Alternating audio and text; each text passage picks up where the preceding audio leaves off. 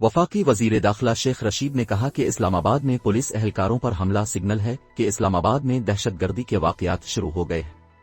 वफाकी वजीर दाखिला शेख रशीद ने कहा कि दोनों दहशतगर्दों तक पहुंच गए हैं, मोटरसाइकिल से लोकेशन का पता लगा लिया है, मिसरालाम की लोकेशन आई है, ये दहशतगर्दों का स्लीपिंग सेल था। शेख रशीद ने कहा कि पुलिस एहलकारों पर हमले कोई चोरी डकैती का मामला नहीं है, सिक्योरिटी फोर्सेस और हमें अलर्ट रहने की जरूरत है। नौबियाहता नौजवान को डकैती मुजाहमत पर कत्ल करने वाले मुलजिम ने गिरफ्तारी के खौफ से खुदकुशी कर ली। मुलजिम कौन था?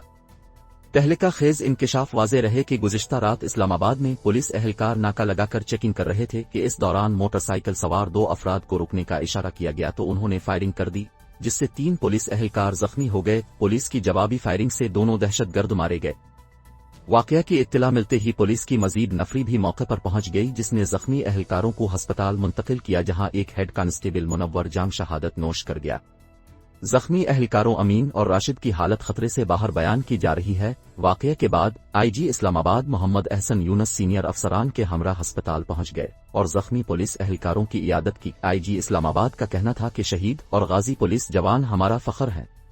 बॉक्सर मोहम्मद वसीम ने पाकिस्तान बॉक्सिंग फेडरेशन पर रिश्वत लेने का इल्जाम लगा दिया। मजीद अहम खबरें। कौमी